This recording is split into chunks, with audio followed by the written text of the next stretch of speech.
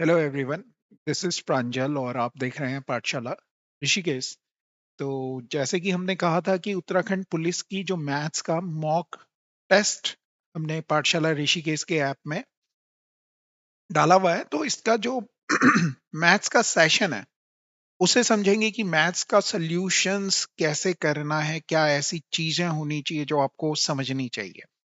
ठीक है, तो जो पहला प्रैक्टिस सेट है उसी का पहला क्वेश्चन हम करने जा रहे हैं। तो कुछ और चीजें जो आपको समझनी चाहिए कि जरूरी नहीं है कि आपको सारी चीजें आए, मगर आपके अंदर अगर वो अंडरस्टैंडिंग है, मैथ्स क्या चाहती है आपसे कि भाई जो लिखा हुआ है वो कर दो। तो अगर आप ये मान लो कि जो वो कह रहा है मैं वो कर दूंगा, तो मैथ्स हो जाती है।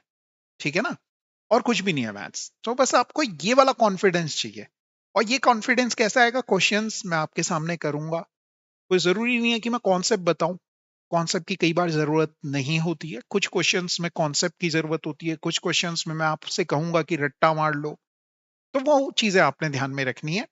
और कोशिशें मेरी ये होंगी कि डेली आपके साथ यहाँ पर ये सेशन किया जाए, ताकि आपके अंदर वो अंडरस्टैंडिंग आ जाए। और ज्यादा क्वेश्चंस नहीं करूंगा, 20 से 25 क्वेश्चंस करने की कोशिशें करूंगा, क्योंकि समझना और समझाना बहुत कुछ होगा। ठीक है ना, तो समझने और समझाने में 20-25 क्वेश्चंस बहुत होते हैं, बहुत टाइम ले जाते हैं। मगर ये 20-25 क्वेश्चंस आपको ऐसी वाइब दे देंगे ना कि बहुत बड़ा पोर्शन आपका हो रहा है। मैथ्स में आपको वाइब आने लगेगी कि हाँ, कुछ तो हो जाएगा भाई, मैथ्स में कुछ ना कुछ तो कर ही लेंगे हम। ठीक है ना, तो चलिए देखते हैं। और शुरुआत से धीरे धीरे धीरे, और एक बात जो मैं कहना चाहता हूं कि अगर आप शुरुआत कर रहे हैं तो लास्ट तक जरूर देखना। और जितने भी ये सेशन होंगे इन्हें सही से ऑब्जर्व करना। कुछ अगर मैं नोट्स बनाने के लिए कहूंगा, कुछ अगर मैं लिख रहा हूँ, तो उसे जरूर लिखना। पेन और पेपर अपने साथ जरूर रखना कि अगर आपको कोई चीज समझ में आ रही है और आपको लगता है कि हाँ ये हेल्पफुल हो सकती है जो कि मैं बताऊंगा, तो वो आपने नोट करते हुए चलनी है। क्योंकि लिखा हुआ, सुना हुआ, पढ़ा हुआ, देखा हुआ सब याद रहता है। ये लास्ट एक मंथ है, तो इस लास्ट एक मंथ में कुछ कुछ लिख देंगे। और ये समझना कि ये आपका बोर्ड है, ये आपका बोर्ड है, और इस बोर्ड पर हम लिखने जा रहे हैं। तो घबराने की कोई भी बातें नहीं है। ठीक है, समझते हैं कि क्या लिखेंगे हम। ठीक, चलिए पहला क्वेश्चन देख लेते हैं। समझिए क्वेश्चन को। ये कह रहा है कि यदि 100 और 1000 के बीच स्थित किसी पूर्णांक के अंकों का योग उस संख्या से घटा दिया जाए। तो सीधी सीधी सी बात कह रहा है कि भैया 100 और 1000 के बीच का कोई भी नंबर ले लो। सपोज मैंने ले लिया 101। इसके जो डिजिट्स हैं उनका सम किया तो कितना आ गया? 2 आ गया। एक और एक को जोड़ेंगे 2 ही आ रहा है, जीरो भी जोड़ोगे तो 2। इसको अगर घटा लिया जाए तो आपने बोला 99 आ गया। बोल रहा है किसी भी संख्या के साथ ऐसा किया जाए। आपने बोला मैंने 104 ले लिया, इनको जोड़ा, 5 आया। 5 104 में से घटा लिया, कितना आ गया भैया? 104 में से 5 घटाओगे तो भी 99 आ रहा है। तो कह क्या रहा है? तो परिणाम हमेशा होता है, परिणाम मतलब जो ये रिजल्ट आया 99, ये क्या होता है? क्या ये 6 से डिवाइड होता है 99? आपने बोला नहीं होता। 2 से डिवाइड होता है? नहीं होता। क्या ये 5 से डिवाइड होता है? आपने बोला नहीं होता। तो क्या ही होता है? आपने बोला हमेशा डिवाइड होता है 9 से। ठीक है जी, तो इस तरह से नहीं कर सकते आप। आपने बोला अरे कर लेंगे सर, क्या बात कर दी। अगला क्वेश्चन देखिए अभी। अगले क्वेश्चन में क्या कह रहा है? क्वेश्चन में कह रहा है कि 5 अंकों की वह सबसे बड़ी संख्या ज्ञात करें जिसे इन सारे नंबर से डिवाइड करने पर 2 शेषफल बचे। है ना, मतलब ये वो संख्याएं दे रखी हैं जिन्हें डिवाइड करने पे 2 शेषफल बचता है। 2 शेषफल बचता है मतलब रिमाइंडर 2 आता है। मतलब अगर मैं इन नंबर को इन से डिवाइड करूं तो 2 रिमाइंडर आएगा। तो मैं क्या करता हूं, जो भी आंसर है इसमें से 2 घटा के देखता हूं, क्योंकि 2 एक्स्ट्रा है। तो 2 अगर इन नंबर्स में से घटा लूं तो ये नंबर सीधे सीधे इन सारे नंबर से पूरे पूरे डिवाइड हो जाएंगे। पूरे पूरे डिवाइड होंगे कि नहीं होंगे? होंगे कि नहीं होंगे? अरे इसे ऐसे भी कह सकते हो, मैं 27 को 5 से डिवाइड कर रहा हूँ। 27 को 5 से डिवाइड कर रहा हूँ, तो 27 पंजे होता है 25। ओ सॉरी, 5 पंजे 25 होता है। तो 2 रिमाइंडर बच रहा है। मतलब अगर मैं 27 में से 2 घटा लेता तो 25 आता। तो 25 जो संख्या है वो 5 से पूरी पूरी डिवाइड होती है? आपने बोला हाँ। तो ऐसे ही इसमें 2 रिमाइंडर बच रहा है, का मतलब है इन नंबर में से अगर 2 घटा लें तो ये नंबर पूरे पूरे किससे डिवाइड हो जाएंगे? इन नंबर्स से डिवाइड हो जाएंगे। अब आपने देखा कि जैसे ही 9 में से ये घटाएंगे तो यहाँ पे 7 आ जाएगा इसकी जगह कितना आ जाएगा? 6 आ जाएगा। इसकी जगह कितना आ जाएगा? 8 आ जाएगा। यूनिट डिजिट की जगह, इकाई के स्थान पर ये आ जाएगा और यहाँ पे शून्य आ जाएगा। अब शून्य मुझे ये बता रहा है कि भैया 5 की जो डिविजिबिलिटी होती है उसके लिए इकाई का अंक 0 और 5 होना चाहिए, मगर केवल और केवल यही वाला ऐसा ऑप्शन है जिसमें से 2 घटाने के बाद इकाई का अंक कितना हो रहा है? 0 हो रहा है। तो मैं क्या नहीं कर रहा हूं? तो आप बोलेंगे कि सर आप जो परंपरागत कन्वेंशनल तरीका है कि इन सब का क्या निकालो? एलसीएम निकालो और उसे कहां तक लेके जाओ? 5 डिजिट तक लेके जाओ। कहां तक लेके जाओ? 5 डिजिट तक लेके जाओ, है ना? वहां तक मैं जा ही नहीं रहा हूं, वहां तक मुझे जाना ही नहीं है। ठीक है? और फिर उसमें 2 जोड़ो, तो वो सब ना करके मैं सीधे ऑप्शंस में जा रहा हूं और ऑप्शन में जाके मैं डायरेक्टली ये काम कर ले रहा हूं। क्लियर हो रहा है सबको? चलिए अगला क्वेश्चन देखें। बात सॉल्व किया था मगर फिर मैंने भी नहीं किया। एक एकल छूट बताइए, एक एकल छूट बता। पहले उसने कितने परसेंट का डिस्काउंट दिया? 10% का, फिर 20% का, फिर 25% का। 3 छूटों को एक छूट में कन्वर्ट करने का सबसे आसान तरीका यही है। आप ये माने कि 100 रुपए की चीज थी, 10% छूट दी, मतलब कितने में बेचोगे? 90 में बेचोगे पहली बार। फिर 100 रुपए की चीज थी, 20% के डिस्काउंट पे बेचोगे तो कितने में ही बेचोगे? 80 में बेचोगे। फिर 100 रुपए की चीज थी, 25% डिस्काउंट पे बेचोगे तो 75 में बेचोगे। 3 क्रमिक छूटें हो गई। ठीक। जो कटता है 0 0 काट दो, 1 0 2 0 1 0 2 0, 25 दिया, 75, 25 चौके 100, 4 से ये 8 कट जाता है 2 बार, और 9 छके 54 आ गया ऊपर, और अपॉन में 100 है। मतलब 100 रुपए की चीज को 54 रुपए में बेच रहे हो। 100 रुपए की चीज को कितने में बेच रहे हो? 54 में बेच रहे हो। मतलब कितने का डिस्काउंट दे रहे हो? तो आपने बोला 46 का डिस्काउंट दे रहे हैं। यहाँ लिखो 46 का डिस्काउंट दे रहे हो। कितने की चीज पे? 100 की चीज पे गुणा गए 100, तो 100 से 100 कट जाएगा और 46% आंसर आ जाएगा। याद रहेगा ये तरीका। दूसरा क्वेश्चन हमने इसी तरह का किया, कोई दिक्कत नहीं।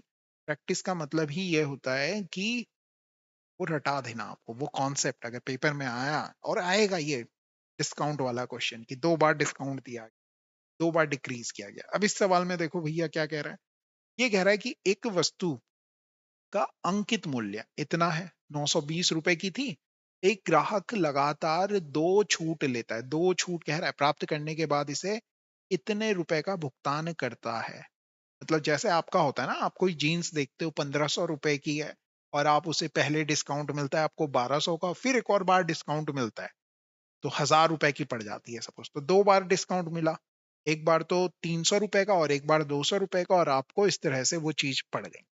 अब यदि पहली छूट की दर 15% है, पहली छूट की दर कितनी है? 15% है, तो आपने कुछ नहीं करना। आपने ये सोचना है कि 920 रुपए की कोई चीज है, उसमें 15% का डिस्काउंट मिल रहा है, तो कितने में कितने की हो जाएगी वो? तो 920 का ना 10% सोचो पहले कितना होगा। पहले तो ये देखो 920 जो है वो अपने आप का 100% है। आपने बोला हाँ। 10% की बात करें तो कितना हो गया? 92 हो गया कि नहीं हो गया? एक जीरो हटा लिया इधर से भी एक जीरो हटा लिया। फिर 5% और चाहिए, क्यों? क्योंकि आपको 15% बनाना है टोटल। वो 46 हो जाएगा। आधा करेंगे 10% का, इधर भी आधा किया इधर भी आधा किया, इन दोनों को जोड़ लेते हैं तो 15% आ गया सीधे सीधे। 8 और 13, 138 रुपए का डिस्काउंट दो पहले। 920 रुपए की कोई चीज थी, उसमें डिस्काउंट लिया पहला 138 का, तो कितने की पड़ेगी? 2, 11 में से 3 गया 8, और 8 में से 1 गया 7, 782 की पड़ेगी। मगर पहली छूट के बाद तो 782 की पड़ी, मगर बीच में एक और छूट दी, एक और छूट दी, और उसके बाद वो कितने की हो गई? 442.90 की हो गई। तो कितने की छूट दी? आपने बोला घटा के देख लेते हैं। घटाओ भैया, 0.10 ये आ गया 9, और 7 में से 4 गया 3, 39.10। मतलब 782 का अगर 10% मैं आपसे कहता, तो आप कहते 78.2। 78 का आधा करोगे तो 39.10 होता है कि नहीं होता? तो आपने बोला हाँ होता तो है, 5% की वैल्यू है। तो दूसरी छूट कितने परसेंट की दी भाई जी ने? 5% की छूट दी। याद रहेगा? आपने बोला हाँ जी याद रहेगा। अगला क्वेश्चन देखिए क्या कह रहा है। ए बी को 2,500 रुपए देता है, ठीक है। ए भाई साहब है कोई, ये दो लोगों को पैसे देते हैं, एक बी को देते हैं, एक सी को देते हैं। बी को भी दिया और सी को। बी को दिया 2,500, सी का पता नहीं कितने दिए, मैंने कहा ₹C दिए, ठीक है। और साधारण ब्याज पर देते हैं, एक ही समय के लिए उधार देता है, और जो रेट ऑफ इंटरेस्ट लेगा वो 7% लेगा दोनों से। उधार ऐसे ही नहीं दिया कि दे देना 2,500 ही दे देना, नहीं नहीं नहीं, 1 साल के बाद 2,500 का 7% और वापस करना, ये मतलब हुआ इसका, ठीक। यदि 4 सालों के बाद, ये लिखा ना, यदि 4 वर्षों के बाद ए को कितने रुपए मिलते हैं? ए को कितने रुपए मिलते हैं भैया बी और सी से? तो आप कहेंगे 1120 रुपए मिलते हैं। ए और बी से कितने रुपए मिलते हैं? 1120 रुपए मिलते हैं।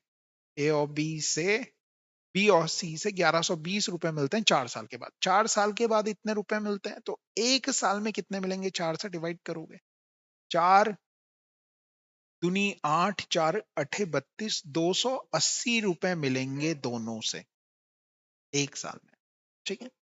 अगर आप ये निकालो कि 2500 का 7% कितना होता है, तो आप बोलोगे 2500 गुणा के 7/100, मतलब 175 रुपए तो ए देगा, सॉरी बी देगा। किसका? ब्याज का। तो बचा कितना? 105 रुपए बचा। ये जो 105 रुपए का ब्याज है, ये कौन देगा? तो आप बोलेंगे सी देगा। सी बोले तो 7% की वैल्यू है, 7 से काटोगे तो 15 आता है। 1% की वैल्यू आ गई 15, 100% की वैल्यू आ गई 1500, मतलब सी का जो 100% आ गया वो आ गया 1500 रुपया। आई होप कॉन्सेप्ट आपको समझ में आ गया होगा। आ गया ना? चलो जी, आज का लास्ट क्वेश्चन। ऐसे ही मैंने कहा था 20 से 25 क्वेश्चन, मैंने तो 25-20 कहा था, मगर 25वां क्वेश्चन हो गया। कोई दिक्कत नहीं। क्वेश्चन देखिए क्या कह रहा है कि साधारण ब्याज की एक निश्चित दर पर, साधारण ब्याज कह रहा है, मतलब 800 रुपए अगर किसी आदमी ने जमा किए होते, तो 3 साल के बाद ये 800 रुपए 956 रुपए हो जाते, ठीक है। वो कह रहा है कि अगर ब्याज की दर 4% बढ़ा दी जाए, तो 3 वर्ष में 800 रुपए कितने हो जाएंगे, ठीक है। ये 3 साल की बात कर रहा है भाई। रेट कुछ रहा होगा, रेट परसेंटेज R% रहा होगा, R% पे इतने हो रहे हैं। वो कह रहा R% तो है ही, साथ में 4% और जोड़ लेते हैं। तो मैं क्या करता हूं, मैं सीधे ये सोचता हूं कि 952 तो होंगे ही होंगे R% पे। 4% अगर 1 साल का बढ़ा रहा है, तो 3 साल के टोटल कितने हो गए? 1 साल का 4% तो 3 साल के 4×3 12%। मैं सीधे सीधे 800 का 12% निकालता हूं, और वो इस 952 में जोड़ लेता हूं। 12×8 = 96, 96 इसमें जोड़ूंगा तो 1052,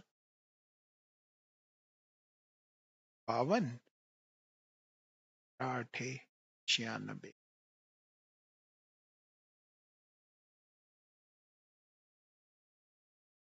56 था ना ये, 156 में पहले ही लिखा हुआ, 4 कम करके लिखेंगे, 1052 आंसर हो जाएगा। ठीक है जी, क्लियर हो गई बात?